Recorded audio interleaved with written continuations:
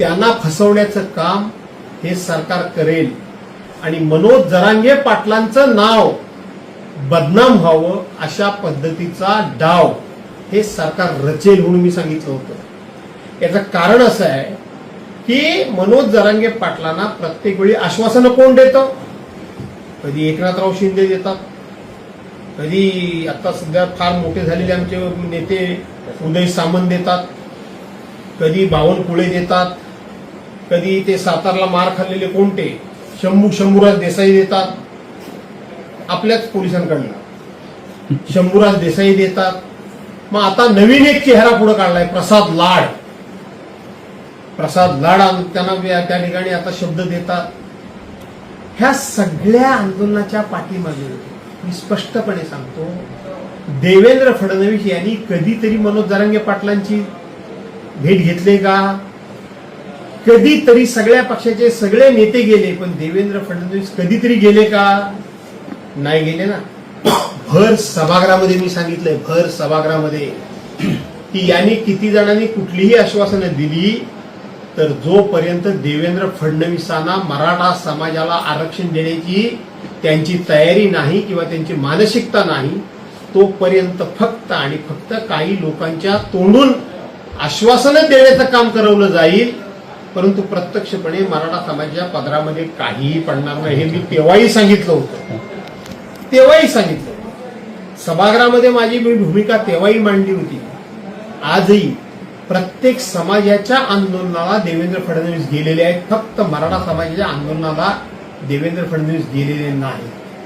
मनोज जरांगे पाटील यांच्या उपोषणाच्या दरम्यान गोळीबार झाला, 2 वर्षाच्या पोरांचे हातपाय तोडले गेले। का गोळीबार झाला? कुणी आदेश दिला? तोपर्यंत मनोज जरांगे पाटील आणि त्यांचं आंदोलन हे संपूर्ण महाराष्ट्रामध्ये कधी पुढे आलं होतं का? मग तो गोळीबार करणारा अधिकारी, हाच अधिकारी त्यांचे मंत्री शंभूराज देसाई आणि ते मकरंदाबा पाटील यांना मारण्यामध्ये हाच अधिकारी होता। त्याला प्रमोशन दिलं गेलं, त्याला पूर्णपणे पाठीशी घातलं गेलं, लक्षात आलं तुमच्या? त्यामुळे जोपर्यंत देवेंद्र फडणवीसांची भूमिका स्पष्ट नाही तोपर्यंत मराठा समाजाची ही अशाच पद्धतीची वातात वाणवा आणि त्यांचा सातत्यानं शब्द देऊन फसवण्याचा उपमर्द केला जाईल।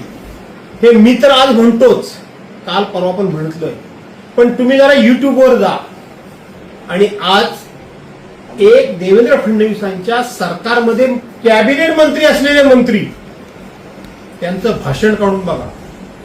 या देवेंद्र फडणवीसांच्या जाती म्हणजे नावामध्ये फळ आहे, ते फसवणारच, ते हाफ पॅन्ट घालतात, ते आपल्याला मराठ्यांना आरक्षण देतील का? ते फडणवीस आहे म्हणजे त्यांच्या जातीचा उल्लेख करून त्यांच्या कॅबिनेट मधल्या मंत्र्यांनी भाषण केलेलं आहे, ते आपल्याला मराठ्यांना देतीलच का? आणि त्यांच्यावर काय काय त्यांनी आरोप केलेले आहेत ते एकदा जाऊन बघा आणि ऐका। म्हणजे आम्ही म्हणतो म्हणून नाही, तर त्यांच्या बरोबर काम करणाऱ्या मंत्र्यांना सुद्धा देवेंद्र फडणवीस मराठ्यांच्या पदरामध्ये काय टाकतील याचा काडीचा विश्वास नाही। याच्यावर खरं तर खुलाशावर बोललं पाहिजे। सातत्याने त्यांचे काही जे चेले चपाटे आहेत ना, ते जेवढं महायुतीनं दिलं तेवढं कुणीही दिलं नाही म्हणून सांगतात, पण काय दिलं त्याचा कधी उल्लेख करतात काय? आम्ही आरक्षण आणलं म्हणून सांगतात। अरे 2013-14 सरकार काय तुमचं होतं महाराष्ट्रामध्ये? बऱ्याच गोष्टी ह्या आरक्षणावर आहेत। या आरक्षणासंदर्भातली अनेक भाषणं मी स्वतः सभागृहात ऐकलेत, अनेक वेळेला अनेक ठिकाणचं मी त्या ठिकाणी वेगवेगळे दस्तावेज मोठ्या प्रमाणात वाचलेत, परंतु आपण छोटा माणूस असल्यामुळे या भानगडीत मी जास्त पडत नाही। पण मी पुन्हा सांगतो, देवेंद्र फडणवीस मराठा समाजाला काही देतील असं वाटत नाही।